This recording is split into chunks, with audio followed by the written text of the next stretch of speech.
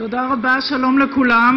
Thank you very much, and shalom one and all. There were so many expectations just now on the stage, but there's no way that one Tzipi will say to the other Tzipi who just left the stage, no way will they say similar things. Now, but with your permission, I heard such concern about what's happening on the Palestinian stage. I would like to say a little bit about what was said yesterday, and so much was said so accurately yesterday. He spoke about the partition. The president said that one needs to unite those tribes in Israeli society, but he left one question open. What kind of vision and what kind of state do we want to instill and leave to our children? And what will be its character? What will be its vision? And the president opened various questions and asked whether it would be a secular, liberal, democratic, halachic state, a state of all for all its citizens. I think that the answer is clear. And not only the question, but the answer also ought to come out clearly. The vision for the state of Israel was dictated by that goal of independence, and one just needs to reiterate it.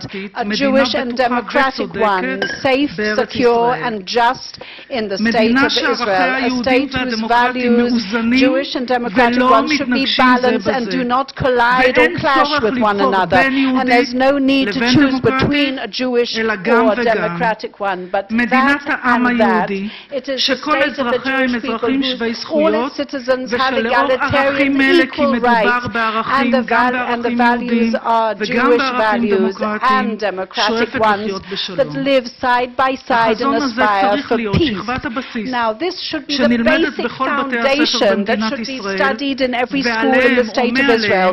And based on that, every tribe will be able to complete its culture, and each tribe will be able to create its beautiful Israeli mosaic, which is so unique. But that does not suffice. One cannot just catch visions in highfalutin language, but you have to also think about the painful things as well. The only way of preserving a Jewish and democratic Israel, wherein the values would be able to coincide and live in coexistence, would be a two-state solution, because there is no other solution that could possibly, with all integrity, come and say that we can preserve the Jewish state and the democratic one simultaneously. And one must voice the truth. And we heard a fascinating debate, but what actually separates and parts the people in Israel, because there are those who believe in the greater Israel, which means that we have a right to the greater Israel, and we have to preserve it, and it doesn't matter what happens on the other side and what they study, because we're talking about a historic right that we should not cede to any degree. And therefore, if we have to pay a price, then Israel will pay a price. But I believe that the price of that vision will lead to a situation wherein there will be one state between the sea and Jordan, and it will not be a Jewish state, but one with an Arab majority. It will be an Arab state. Now, the other group, like I, believe in our right for the greater Israel, and yes, it could be a moral one, a biblical one, a historical one, national one, or even a judicial one. But the question is not who has more rights on this land. My vision, our vision, deals in a state, not in Eretz Israel, but in the Jewish state and the Jewish and democratic state here. And it doesn't have to be the whole one. And that is the only way that you can preserve a Jewish state, and that is through a separation. That is the address, that is the vision, and you need patience for it. And as long as we know which direction we're going and what we want to achieve, what we want to attain. But for those who do not have a vision, they say a week before the election, and then a week after the election, two different things entirely. Zigzagging between two worlds, two visions, between two paths that are totally different. And that decisive moment is what we need to reach and make that watershed decision. But I do not want anyone to sort of take upon themselves that value of security. That is their basic right of all their citizens.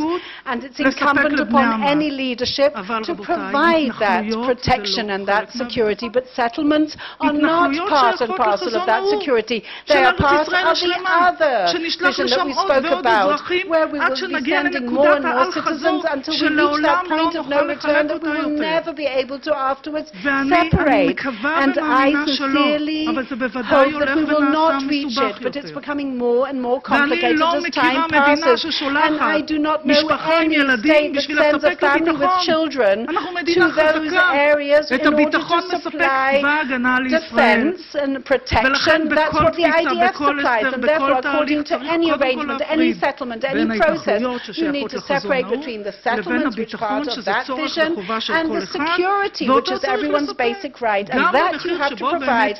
Even if you pay a price wherein the IDF will have to stay for a longer period of time in that area until we know that the key hasn't been thrown onto the other courtyard, hoping that things will go well. But we will do so very responsibly in our whole security worldview. But in this escalation of the radical Islam, we have to see whether these opportunities exist and create a new common denominator in the region that does exist, simply per se by the definition of those that have a common language and common interests that are all against that ISIS and that Islamic State.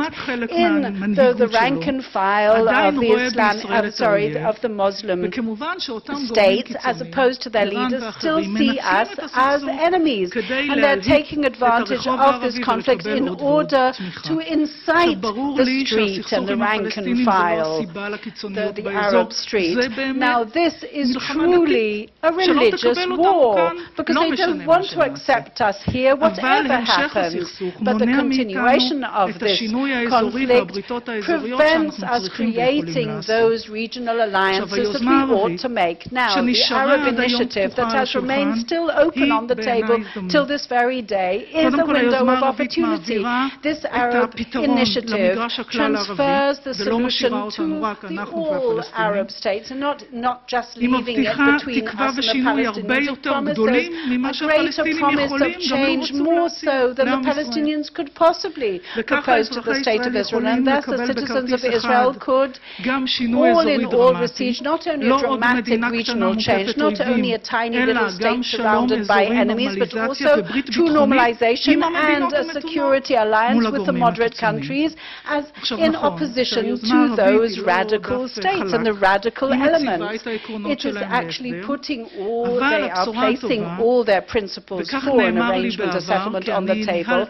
But after all, it was said to me, I did negotiate with representatives and delegates from the Arab states, but they do not have enough data and enough sort of elements that can go for negotiations. And they only think that if there is some kind of summit conference if you can do that and have a summit conference without the Palestinian issue, they're wrong, because it has to be with that, because they want a settlement signed between the Palestinians and the Israelis, and therefore for that it's incumbent upon us to integrate the Palestinians as a kind of supporting circle to it all.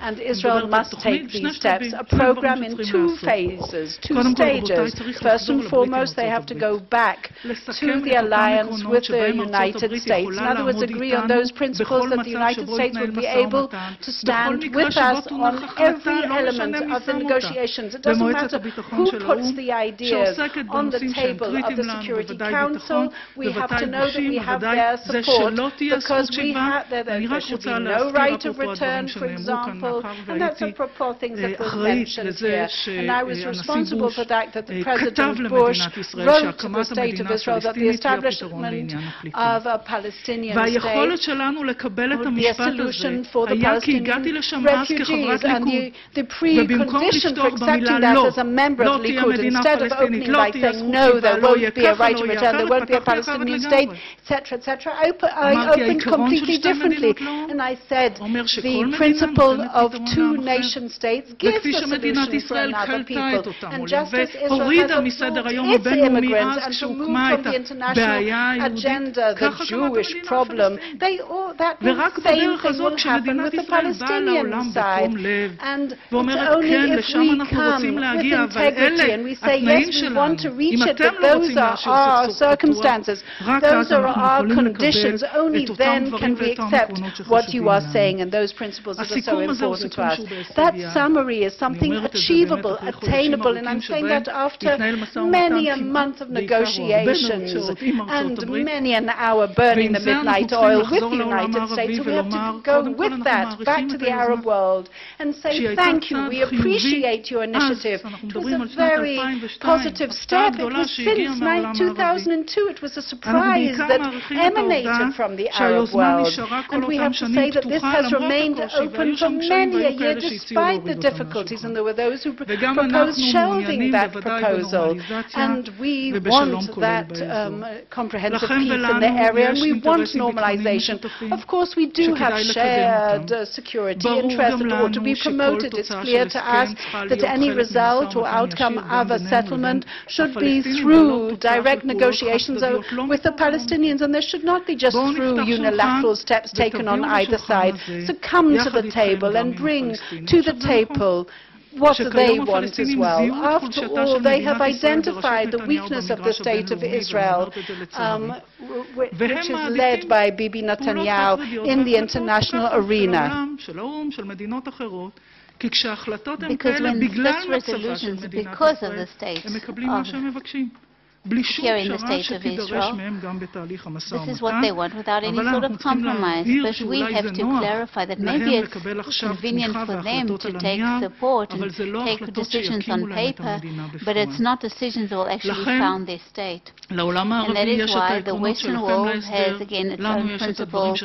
We have the things that are important to us, and everyone can place these things on the table. And in the negotiations, there will be no unilateral steps or direct or any international unilateral steps. And I think we have to take positives again. For example, not building beyond the blocks. I think then we will also see some sort of reciprocity from the other side, and this may start opening up the doors that are currently closed before the state of Israel.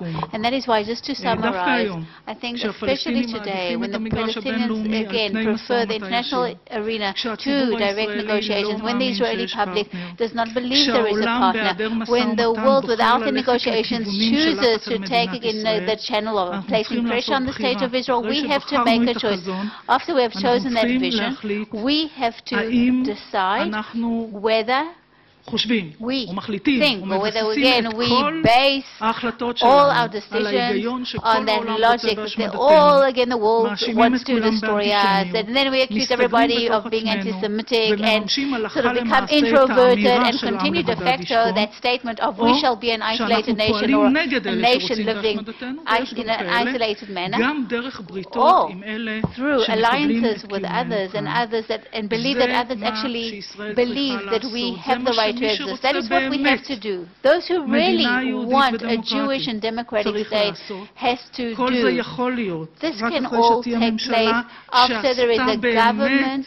There is a government that really made that huge choice and has chosen a Jewish and democratic state, one that has security. That means two nation-states and not the greater Israel. Again, and take those lines that we see today. And in so doing, we can create international and regional trust that is so missing today. And I think we, in an overdraft as far as this is concerned, and once Israel can present a clear policy, and of course the BDS who are really trying to act against Israel and want to bring down security fence and boycott and whatever it may be, and they are just really just want to attack Israel because and against our existence, they will receive no support from those more moderate bodies that do not support Israel because there are no negotiations. When the BDS tries to create some sort of barrier between us and the rest of the world, we can and are able to also create a barrier between the BDS group, which is relatively small, and that bigger group of the public at large and those more moderated forces that are being swept after, again, their voices. I think we can create that barrier only through a very clear policy that is poses some sort of a change or a different policy than what we have seen until now. And this policy, again, which is not done for the world but for ourselves, so we can potentialize the vision of Israel as a Jewish and democratic state. As far as I'm concerned, that is the Zionist vision. That is the true declaration of independence. It requires a few very difficult decisions at a difficult time, but this is the vision that we have to fulfill. Thank you so much.